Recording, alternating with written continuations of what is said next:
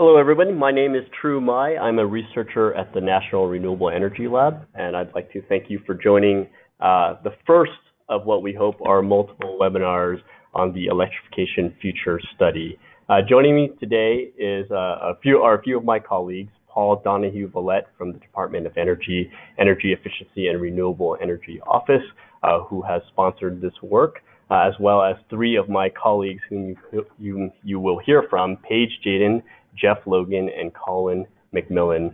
Also on the line is Ryan Jones from Evolve Energy Research, who helped us and supported much of the core modeling that you'll see in this webinar. Before we get started, I'd like to just go over a few housekeeping items. First, you are all on mute, but we certainly welcome your questions and comments.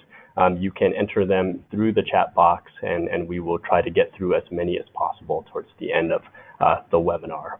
This webinar is recorded and will be posted on our study website. You can see there at the lower left, nrel.gov/EFS. I'll first turn it over to Paul to provide some opening remarks, and then we'll dig in. Take it away, Paul. Thanks, Drew. As Drew mentioned, I'm with the Department of Energy, and we've sponsored this work. I'm really excited about this work. It's a multi-year effort. This is the first big report coming out of this. We have more reports coming, which Drew will talk about. And I wanted to really just say thanks to Drew.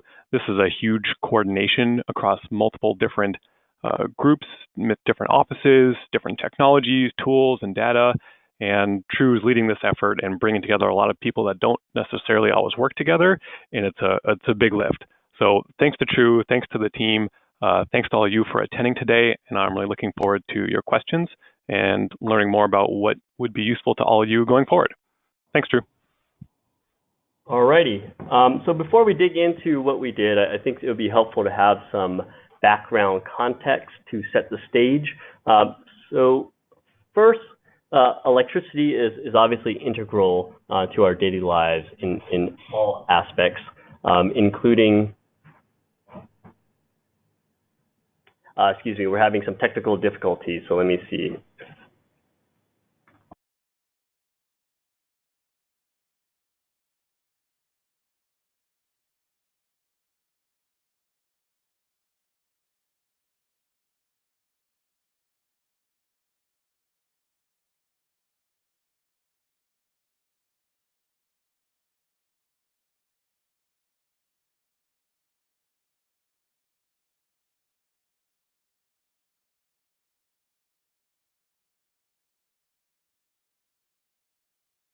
So what we see the president.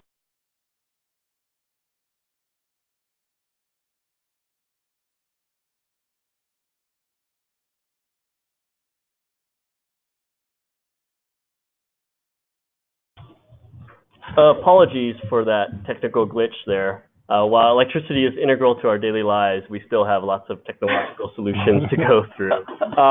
But to provide some of that background context here, first, I think we need to look at the history of electricity consumption. Over the long history, it certainly has grown and provided a significant amount of benefits to modern society. Despite that, we're seeing in the past 10 years or so, as many of you are probably familiar with, a significant stagnation or even decline in some instances in overall load growth in the United States, driven by a variety of factors, including the recession, as well as some technological successes in energy efficiency, and amongst other things. At the same time as this slowdown in electricity demand growth, the U.S. population has grown, the economy has grown, and use services have certainly grown in the ways that we can measure, such as vehicles miles traveled, or VMTs, building square footage, industrial production, and amongst other things.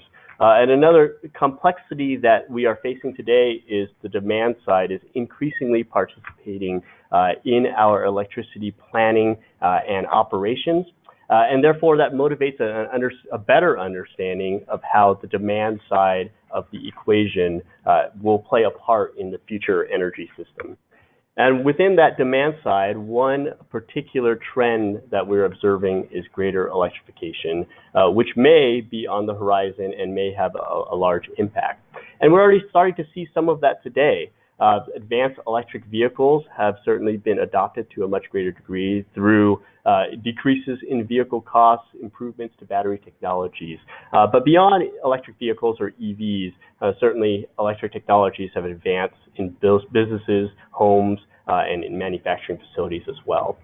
Another motivation to understand greater electrification are some of the local policies and incentives that we're seeing that envisions electrification as a means to achieve other goals, such as emissions reductions or energy security. And finally, another key motivation that we are seeing to study electrification are that electric utilities themselves are watching to see if electrification has the potential to support increased sales and revenues and potentially change their business models in light of the recent low demand growth that I mentioned earlier.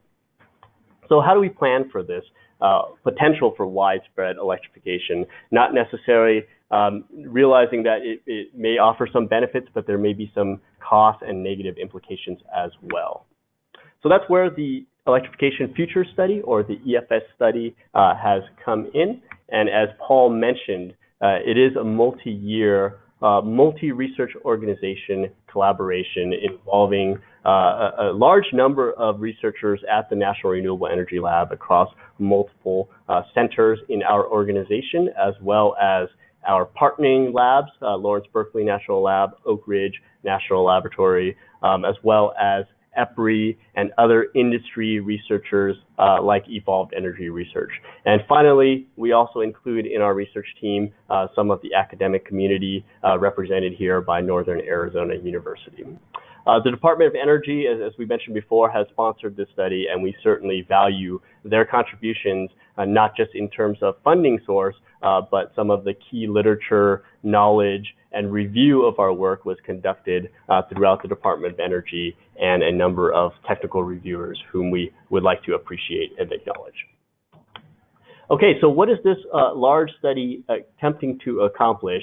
And that is really broken down to these 5 research categories. The first one are technologies, understanding end-use technologies, where they are today and where they might go in the future. The second category is, given the adoption of these technologies, what might that mean for electricity consumption in the future? How it might grow, what are the shapes and profiles, the when, where, and how much electricity might be used, and therefore, what are the implications of those changes to the planning and operation of the power system. In particular, we would like to look at the role of demand-side flexibility enabled by electrification and how that might lead to more reliable and economic operations. And finally, the last category, which is not unfortunately shown on this slide, are impacts of electrification, and this spans a very broad set of categories, including economic costs to the system, to households and individuals and businesses, as well as some of the environmental impacts through emissions and other things, as well as to the distribution system and to utility business models. I won't spend a lot of time on this slide, as we'll get back to it at the end, but the research products that will come out of this research study are a set of reports, as we often do. The purpose of this webinar is to focus on the first 2 reports that you see there that tackle, largely speaking, the demand side of our research agenda, and we'll get through those as well. Okay, before we really dig into the findings, first I think it'd be important to lay down the scope and definitions of what we mean by electrification and what we really are studying. Electrification, in our definition here, is really the fuel switching definition, the shift from non-electric sources of energy to electricity at the final point of consumption. So the box figure that you see there shows it represents the energy system in 2015, which is close to where we are today in terms of primary energy consumption. The total size of that box represents 98 quads of consumption in that year. The size of the smaller rectangles within that box correspond to the relative sizes for each of the major sectors: transportation, industry, residential, and commercial buildings in the columns, as well as a number of subsectors within each of these categories. So what we mean by electrification here is shifting that black line where in the lower right are the subsectors that are already utilizing electricity as their primary source of energy, and moving that line up to cover more of those subsectors and other subsectors through electricity.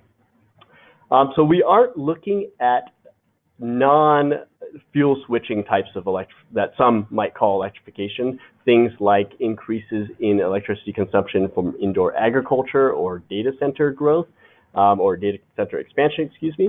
We're also only looking at direct electric technologies. We are not looking at other energy carriers such as hydrogen or power to gas or other energy sources such as biofuels, which may play a role in the future energy system as well. As might be obvious, we're really trying to isolate the impacts of electrification rather than trying to predict or forecast what the future energy system might look like. Altogether, back to the box there, we can't look at all subsectors due to a combination of data limitations, data availability, as well as the lack of mature technologies that are powered by electricity today. For example, for transportation, we are focused only on-road transportation and not electric aviation or marine transportation. In total, we're covering about 3/4 of primary energy use that could be powered by electric. You'll see some numbers later on the outcomes of our scenarios, but that's the total potential within the scope that we are looking at. Okay, so with that groundwork down, we could go to the first report, which really focuses on simply the technology cost and performance data of some set of key electric technologies. And I just want to acknowledge Paige Jaden, whom you will hear from soon, who has led that body of work. So for this first report, which you may have seen since it's been out since December of last year, we established 3 plausible projections for key technologies in buildings and transportation. We refer to those as the slow, moderate, and rapid advancement trajectories. You can see in the chart here an example of electric vehicle battery costs under those 3 projections. And obviously, the future cost of any technology is highly uncertain, and therefore our intention is to use these 3 trajectories to bound that uncertainty based on the literature that we were able to extract.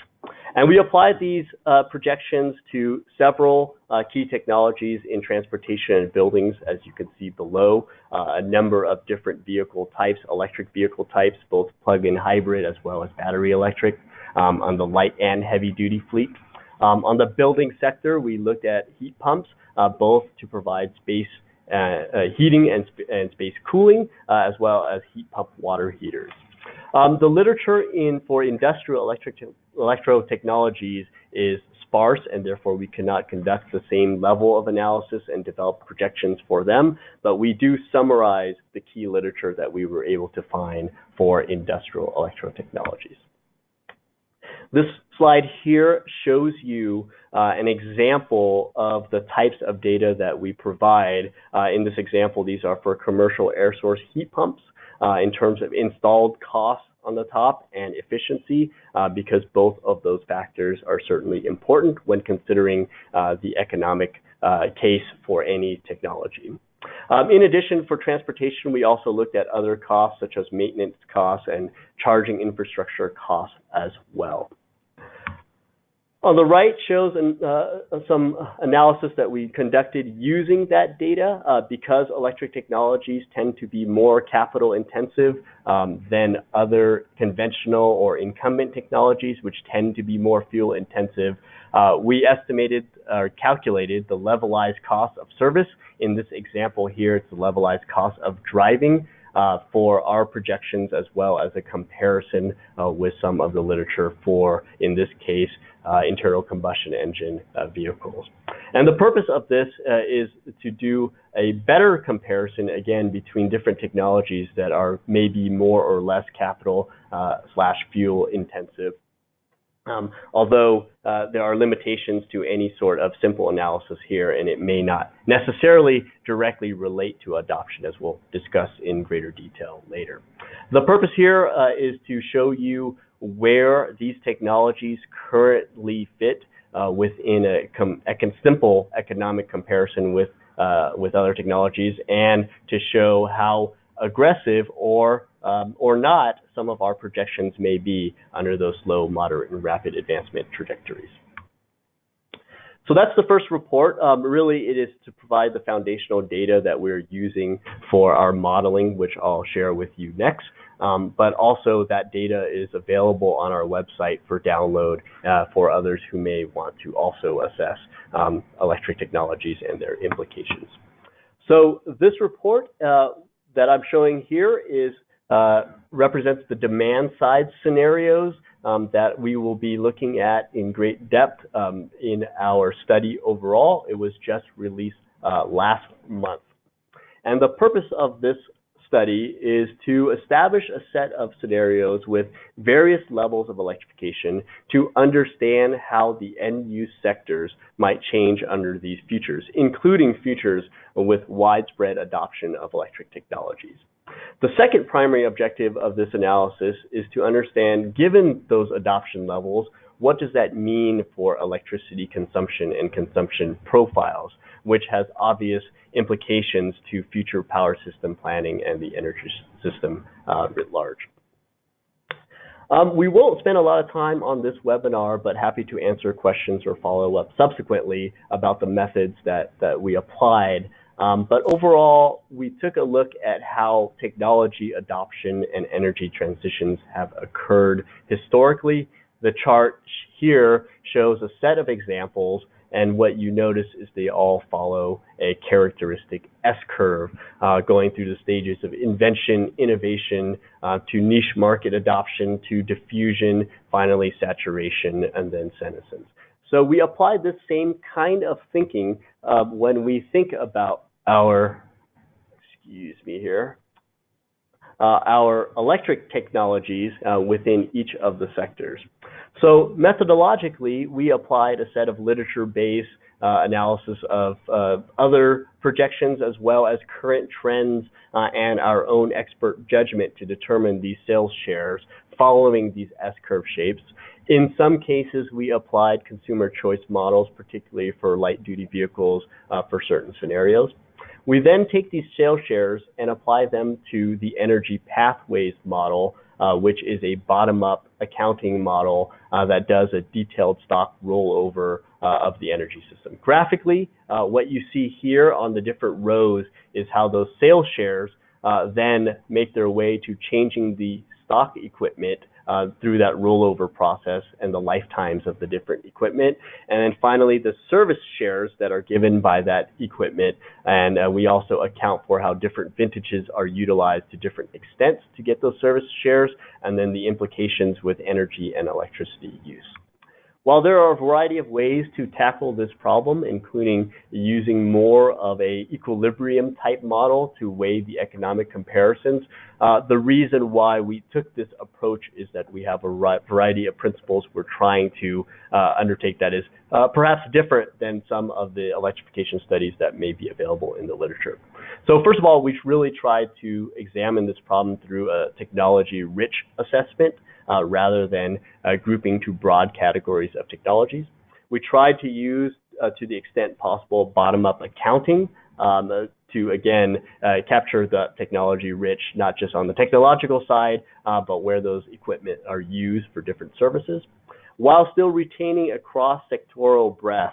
Again, we're tackling all sectors, transportation, industry, and both residential commercial buildings at the national scope, and retaining as much state-level detail as possible.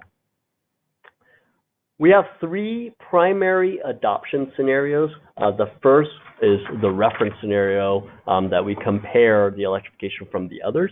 This one has the least incremental change and is largely based on the Energy Information Administration's Annual Energy Outlook, or AEO 2017 reference case, and you'll see some of the results from that.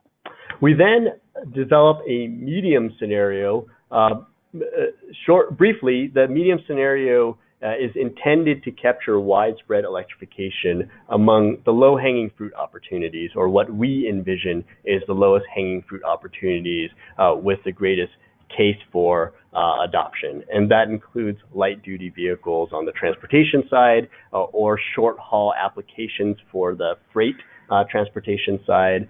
For buildings, we're looking at electrification in warmer climates where the efficiencies of electric technologies are greater than the colder climate regions. On industry, we're looking at electric technologies that provide other benefits in addition to perhaps energy cost savings, and we'll go through those in some detail later on. Finally, we established a high scenario, which is cranking up the dial a few notches and represents a more transformational electrification future. And we'll focus on this presentation on what exactly that means. But all the items I discussed for the medium scenario, we assume that a combination of technology success, policy drivers, although we don't specify which ones in this kind of top-down assessment on the scenario side, leads to adoption of electric technologies to a great degree. We also look at a wide range of technology advancement sensitivities from that first report that I mentioned. I won't spend as much time talking about those, but the data and some discussion of those are in the report. Just a quick reminder, we're really using this scenario design to isolate the impacts of electrification. We are not trying to forecast or predict, again, future energy system.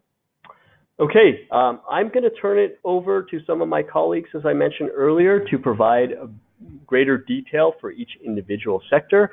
Before I do so, just a quick reminder that we certainly welcome your questions and comments. So please do fill them in the chat box, and we'll try to get to them as much as we can. So first up is Paige Jaden, who has led much of the transportation analysis for this study. Great, thanks, Drew. So electrification of the transportation sector is a major driver in our EFS results. And so here I'll just take a few minutes to highlight some of the key insights that we found for this sector. So first, as Drew showed in slide 10, over a quarter of current or 2015 primary energy consumption is from transportation, and only less than 1% of that is currently met with electricity. So this provides a great opportunity for electric vehicles, and this opportunity can be supported by the improvements that we're seeing in these technologies, most noticeably the cost reductions that have been seen in batteries. In our analysis, the light-duty plug-in electric cars and trucks have the greatest electrification impact across all of the scenarios. So LDVs currently account for a large portion of primary energy consumption, making up over 50% of energy use in the transportation sector. So changes here are going to have very noticeable impacts on energy consumption as a whole. And in our medium and high scenarios, as we'll show on the next slide, we project over 50% adoption of electric LDVs by 2050. So this results in a significant increase in electrification consumption from the subsector. Electrification in the heavy-duty sector is a bit more challenging, and this is partly due to the various duty cycles of these vehicles, some of which might require very long-range batteries, such as for long-haul freight. But we analyze that adoption of electric trucks might be viable for short-range applications, such as local delivery, or in more transformational scenarios that include technology breakthroughs such as dynamic charging, for example, that could support some of these longer-range vehicles. And all of these can have a major impact on the electricity consumption. Lastly, while transit buses make up a smaller portion of energy use, these vehicles are promising candidates for electrification. Their scheduled operation can more easily include time for vehicle charging, and they can also take advantage of some of the noise, pollution, and other benefits provided by electric vehicles.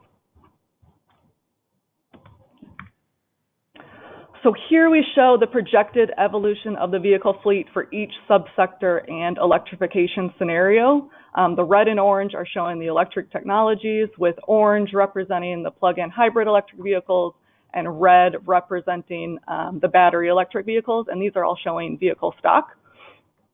As Drew briefly mentioned, the sales shares for this sector were developed with a combination of vehicle choice modeling for light-duty vehicles. This is using NREL's ADOPT model, and then primarily expert judgment for the other subsectors. As for results, we estimate in the high electrification scenario in 2050, we estimate that there are 240 million light-duty plug-in electric vehicles. This is substantial growth from what we're seeing today. So in 2016, there were 560,000 EVs in the US and only 2 million EVs globally. So this is large growth. We also estimate 7 million medium and heavy-duty battery electric trucks and 80,000 battery electric transit buses. The result of these projected adoption levels is that 76% of vehicle miles traveled in 2050 are coming from electricity. Then also, to facilitate this level of adoption, we estimate that 138,000 DC fast charging stations and 10 million non-residential level 2 plugs are required for the light-duty vehicles. So many questions are raised when thinking about these high levels of electrification in the transportation sector, and here we list just a few of the key ones. So for example, will battery costs continue to decline as they have in recent years? Will they hit some of these targeted projections for low battery costs? Also, will battery performance continue to improve? There's some uncertainty around battery lifetimes in EVs, especially for heavy-duty vehicles, and battery replacement could be a significant added expense to these technologies, making them less cost competitive with the conventional vehicles. There's also questions surrounding how consumer preference might evolve. So will concerns on range anxiety be addressed by larger batteries or by an extended charging network or both? Will consumers prefer the improved acceleration or other operating differences that are provided by EVs? And then also, how will this relationship with connected and autonomous vehicles play out? Also, how might vehicle charging infrastructure enable or impede electrification? Will consumers still prefer the convenient refueling options of gasoline and diesel vehicles, or will, for example, an extensive DC fast charging network help to address some of these concerns? And then lastly, how might ownership models for vehicles and for chargers evolve? So will people start to transition to transportation network companies such as Lyft and Uber? This would, quicken fleet turnover and change decision-making process for buying vehicles. Also, will utilities establish control of vehicle charging and V2G services? And if they do, how will this affect their operations planning? So it's important to think about these questions, as the answers are really going to drive the level of electrification we might see in the transportation sector and the resulting infrastructure requirements and energy use from these technologies. And now I'll turn it over to Jeff Logan, who's going to go over the building sector. Thank you, Paige. So unlike the transportation sector, where electricity provides a very, very small share of total energy use, the building sector already relies extensively on electricity. In the residential building sector, for example, electricity provides over 40% of final energy demand. And in the commercial sector, electricity provides over 50% of electricity demand. So we're starting from a fundamentally different case here. Within the building sector, space heating and water heating are by far the largest end-use applications that rely on non-electricity.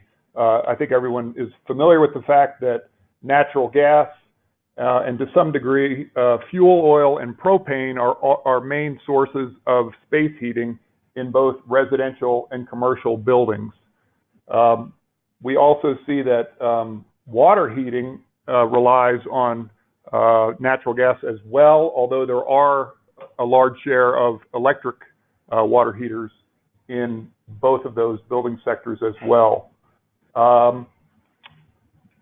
What we rely on from a technological perspective in this analysis in the building sector is the use primarily of air source heat pumps to provide not only space heating, but space cooling and water heating as well. they can be used in a number of different innovative ways to provide heat, cooling, and drying and other things.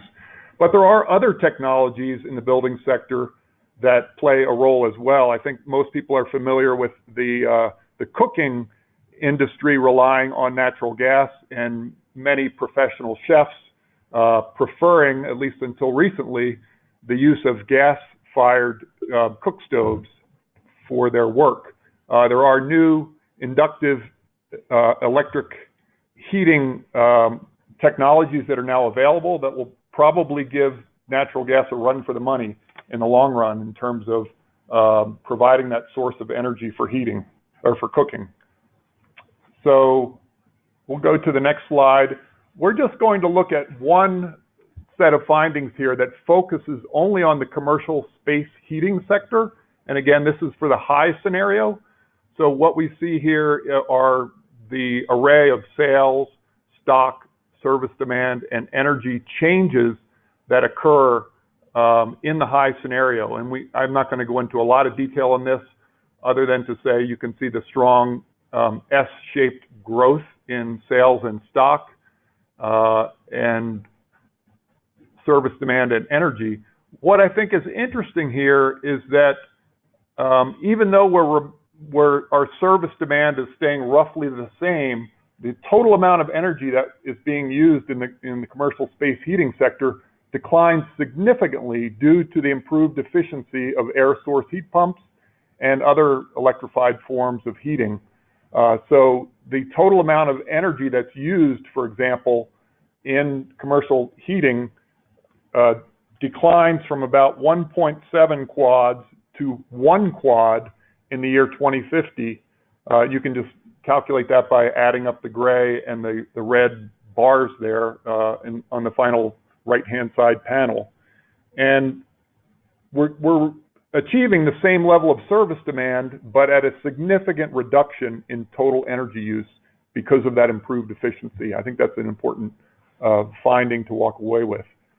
So you can find other similar details in the report that look at residential applications for electrification and others in the commercial space as well. I'm not going to go into that, but you can see obviously that the amount of electrification grows dramatically in the high scenario in the building sector, and all of the implications of that are outlined more thoroughly in the report.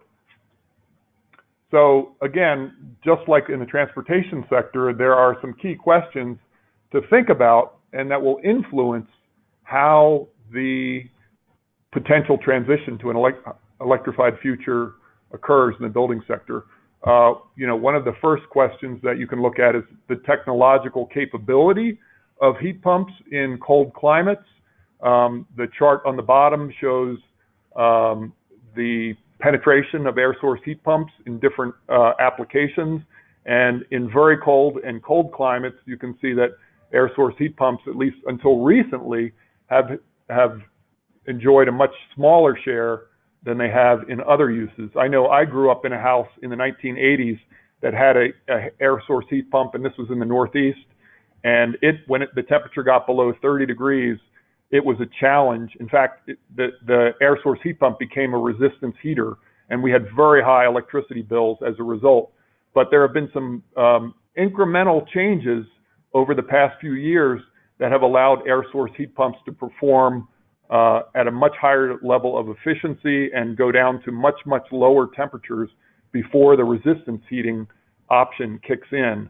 So we're watching this question very carefully about how cold climate heat pumps evolve. Another interesting thing to look at is how easy it is to use electrified technologies in the building sector for both retrofits and for new building applications. I think everyone's probably familiar with the split unit air source heat pump, which is much easier to retrofit in an existing building. And it has removed some of the challenges anyway of converting from either a natural gas boiler, for example, or a central air conditioning unit to one that can be sort of plugged in each individual room of the home. So that's an interesting development. Other things to look at, are more from a sociological perspective. How will consumers accept the technology? Are they familiar with it? Will they continue, for example, I think it'll be interesting to watch this in the cooking space, and whether or not more and more consumers transition from natural gas cooking to induction cooking. And then finally, we can look at some of the questions around the value streams that come out of electrified technologies and smart and grid-connected appliances, and how they will affect consumer adaptation. So with that, I'm going to wrap up the building sector and turn it over to Colin to deal with the industrial sector. All right, thanks, Jeff. One of the things that makes industry interesting is that it provides one of the early examples of electrification and its adoption of electric machine drive. And the sector definitely experienced sustained growth in electricity consumption until about 1990, when it's been roughly flat since then. And one of the aspects of industry that sets it apart from the other end-use sectors is its heterogeneity. So this is often mentioned when discussing industry. So heterogeneity between industries, within industries, which makes the sector pretty difficult to model and creates a whole host of challenges for making broad generalizations, and also ties into this the fact that we're faced with limited industrial data, which also creates a whole host of challenges for assessing electrification opportunities. And so here in the presentation, as well as in the report and analysis, we focus on industrial process heating. It's the largest end use for industry and also one of the least electrified. Go to the next slide. All right. So overall, electrification in industry is much more muted compared to the other sectors. If you look at the scenario shown here in the figure, you don't really see big changes start happening until you get to the high scenario there in the column to the far right. And as you'll see later in some figures that Drew will discuss, industry in total doesn't really make a huge departure from the reference scenario electricity use, and that's also different than what's observed in the other sectors. And so, for industry, we viewed our analysis through the lens of productivity benefits, so things like improved product quality, higher throughput, controllability, and the electric technologies associated with productivity benefits were assumed to be better candidates to substitute for existing combustion technologies. So something like an electric boiler was seen as not a great candidate for substitution compared to something like an electromagnetic induction furnace.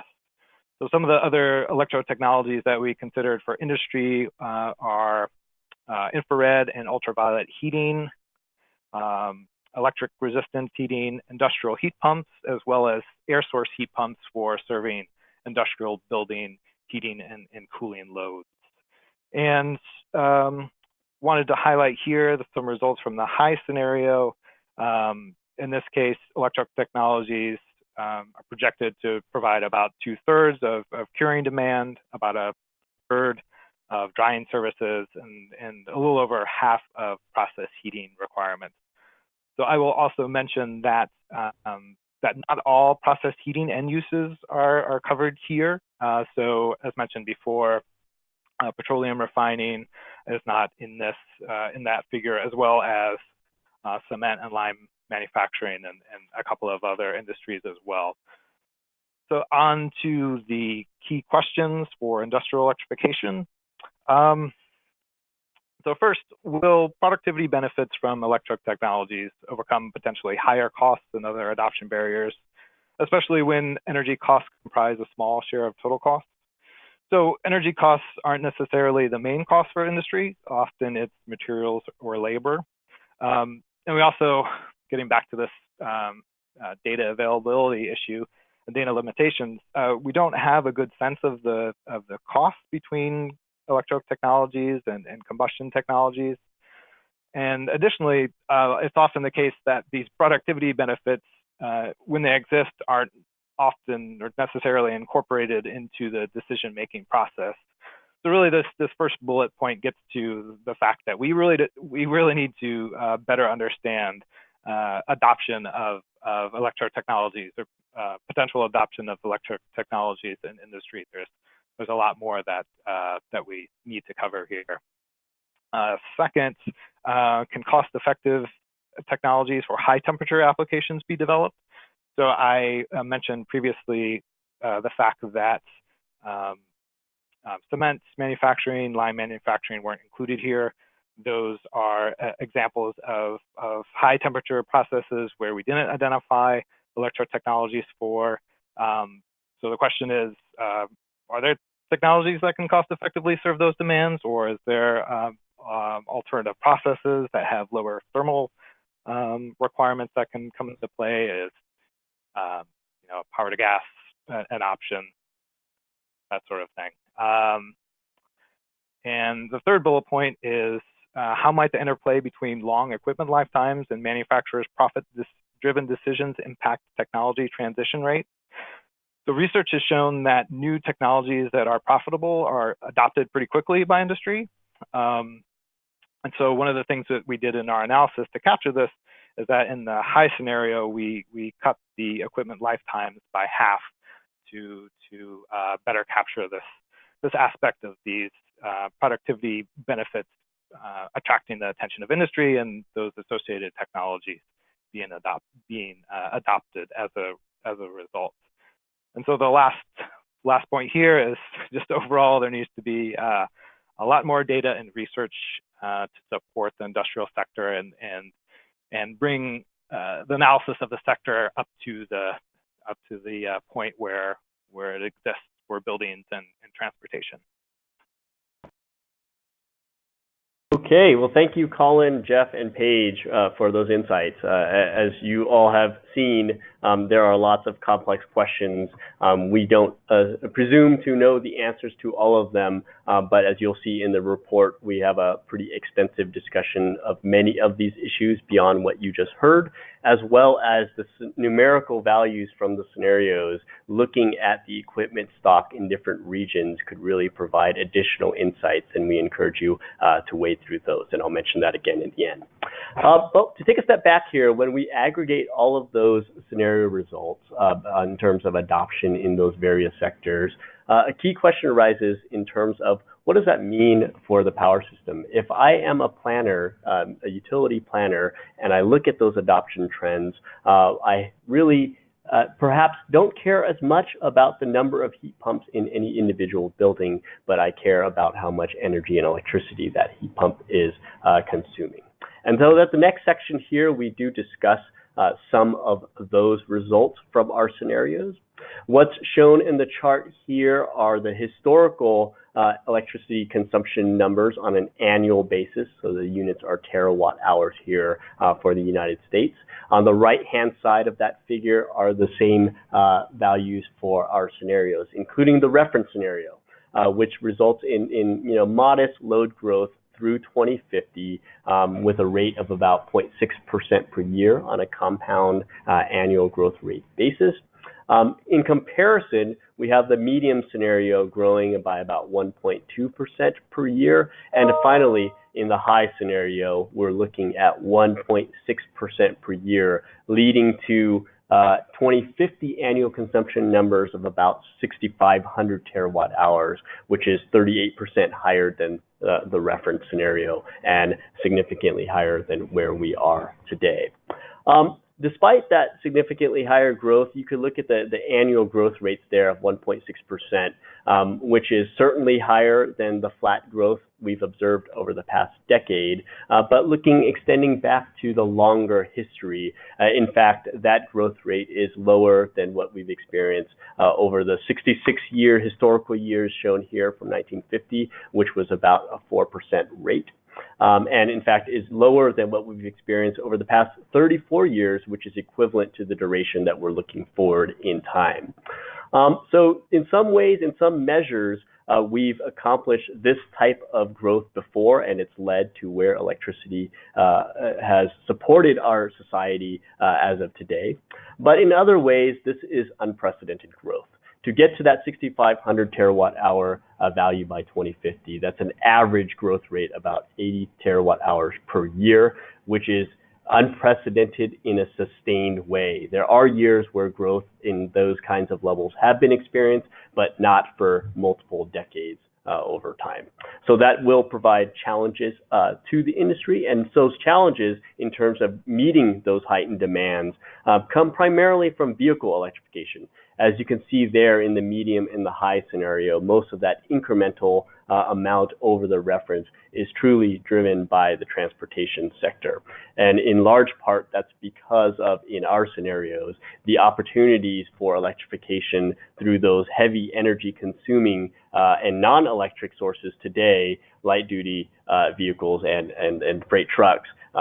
Switching over to electricity has a bigger impact than the incremental amounts in buildings and industry.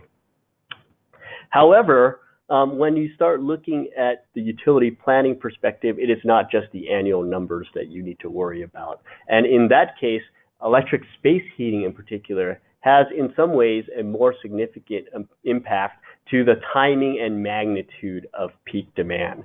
In the maps shown here for 2050 on the left and 2015 on the left and 2050 in our high scenario shows for each state the size of the pie represents the highest hourly peak demand we've estimated in our modeling, as well as the color of the pie shows when those top 100 hours occur in the year, red being summer, blue being winter. Not surprisingly, perhaps is well known, currently most of the states in the country are summer peaking system, with exceptions in the Pacific Northwest. In our high scenario, we observe that shifts significantly, particularly for the Northeast regions, the Midwest, and the Southeast, and that is in large part due to electric space heating, heat pumps in particular, adoption in those regions, and providing those heating demands would raise electricity consumption at a greater rate in the winter months when space heating is needed compared to the other months of the year. Overall, as well, we do see the size of those bubbles growing, meaning that peak demand is growing, which is not surprising if annual demand is also growing. In our estimates, we estimate that peak demand in aggregate, which is not necessarily the most relevant number, grows by about 33% compared to a 38% growth in annual demand. So when we compare our scenarios, turning back to the annual consumption, it's important to compare what we've projected in our scenarios, shown on the far right here for the reference medium and high scenarios, with a recent set of literature, most of which have focused on electrification or other large-scale energy transformations. And what we noticed, and I won't have the time to go into each of these studies in detail, but what we've noticed, and to provide additional context, our medium scenario is largely aligned, and broadly speaking from the literature, as consistent with electrification or electricity consumption, where others have assumed favorable kind of economic conditions for electrification. Whereas in our high scenario, it's certainly more close to the transformational types of scenarios, or even the technical potentials for electrifications that others have seen. So this provides some additional context. We have some description of this in the report, and it does provide both a range of uncertainty that others have shown, which is quite broad, as well as where our scenarios fit in within that range. Another metric that we look at is the electricity share of final energy. Jeff mentioned some of that for the building sector. What we look at here is historically, from 1950 to 2016, across all of the sectors, which, as we've already expressed, has a great diversity in terms of electricity providing final energy, as well as our modeled results, which some of that variations across sectors persists. However, what's interesting to note here is, based on this metric, it shows that in our high scenario, electricity share of final energy approximately doubles by 2050. However, that metric is imperfect to show the impacts of electrification because, as is noted numerous times previously, electric technologies tend to be more energy efficient than their counterparts, in which case you should be looking at electricity's share of service demand, and we've done that to a certain extent for a sample of different subsectors. And in many cases, it's much higher than the 40% of final energy I showed in the previous slide. So this energy efficiency does lead to a significant reduction, as shown here are final energy estimates for not a complete picture of the energy economy, but a large majority of it in the reference, medium, and high scenario. And for this snapshot, we do observe about a 21% reduction in final energy, mostly from transportation, but you also notice energy savings in the other sectors. In particular, in the building sector, those advanced space heaters and their high efficiencies reduce both electricity consumption as they replace electric resistance heaters, as well as energy savings when they replace natural gas and fuel oil and propane based heaters as well. Technology improvements obviously could lead to even greater impacts, and we look at that through the lens of some of our sensitivities in the report. And finally, we do not have much to say here in terms of primary energy because we still need to complete our analysis on the supply side to look at that picture. And those reductions in energy use, not surprisingly, come at the expense of reductions in fuel use from many fuel sources, but these three are highlighted in particular: gasoline, diesel, and natural gas. In our high scenario, you can see the numbers there. We observe reductions of about 3/4 for gasoline, 35% for diesel fuels, and 37% for natural gas. However, it's important to note that this is only fuel reductions on site and domestically, and electrification could lead to expanded opportunities for fuel use for power generation, which we will look at, as well as fuel exports potentially. So next steps, in the interest of time, I will go through these in some limited detail here. We've already talked about the first couple of reports. Shortly, in the next few weeks or so, we will release a new model looking at demand-side electricity consumption, which I'll describe, and then we'll turn over to some of the other questions that I mentioned earlier, which is how the supply side or the U.S. power system might evolve to meet those changing demands, how we might reliably operate that power system, what are the impacts of electrification, and the value of demand-side flexibility. So just to give as a teaser on two of those, this is a graphic showing what this new model documentation will do.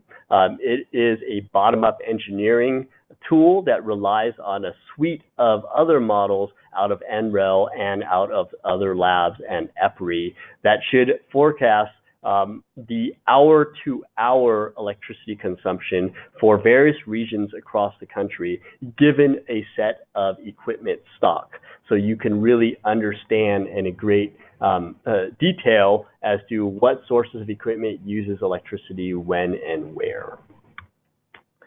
Another teaser slide here are some of our power sector modeling that will apply in the context of electrification, in which case we'll be looking at if you have those greater demands driven by electrification, what are the infrastructure needs? How many more megawatts of different generation technologies will be needed? What is the shift in natural gas consumption that I alluded to already earlier? What is the role of demand-side flexibility in providing some grid services, capacity, and energy and other things, reserves, to have a more affordable power system? What are the cost and environmental impacts of some of these evolutions? And finally, just to note that we will be exploring a very diverse set of future supply scenarios. This is my final slide. I just want to thank you, first of all, for your attention throughout this and thank my co-presenters. We have all of this will be posted on our report or our study website that you see there, as well as the reports to download. And we have made or will make the data available from all the scenarios, including state level data at the technology and subsector level. We haven't quite posted that data yet, but that should be coming very soon. We have a distribution list that you could sign up for on that same website. If you're interested, I do encourage you to sign up for that, and you will get emails when new data is released and when other updates to the study, including some of this exciting new work, will be presented in the future. With that, thank you, and we have a few minutes. So, Jeff, what sorts of questions can we tackle in the 3 minutes we have? Thanks, Drew. I apologize. We have many questions. Most of them are excellent. The first one is, could you talk about how EV sales are modeled for the medium scenario? Is this using the low-hanging fruit premise as well? Yeah, thanks for the question. So for the medium scenario for light-duty vehicles, we actually use the vehicle choice model ADOPT. And the assumptions that went into that were using battery cost estimations from our previous report. So it was using a moderate projection for battery costs, so not the extremely aggressive case, but the medium case. And then we also assumed that there were more limited advancement of conventional vehicle technologies. So the ADOPT model was used to project the sales shares for the different powertrains in this analysis. All right, thank you. Another question is, the category Other, which I believe was shown on slide 10 in the primary, I don't know if you can pull that up, Drew. The category of other energy use in the primary energy sectors powered by electricity is fairly large. Can you give some examples of what is lumped in the other category? Sure, I'll try to get to the slide, but Colin, maybe you could tackle that in terms of the industry side while we get there. Sure. I think there are a number of different primary metals industries included in there, some miscellaneous manufacturing categories, so also lime, cement industries are in there as well. So I would glass as well. So there's quite a bit of industrial sectors that were put in there for the figure. Yeah, and for the other sectors, we have a list of a few of these in the report. But so, for example, for transportation, it includes things like pipeline, rail, and bus. For residential, it's cooking, televisions, clothes dryers, and commercial includes things like office equipment, ventilation, and cooking. All right, next question. Thank you. Do the electric space heating demand calculations take climate change predictions into account? In other words, is it likely that the demand for heat will decline as temperatures rise, or the need for air conditioning will rise as temperatures increase? That's an excellent question.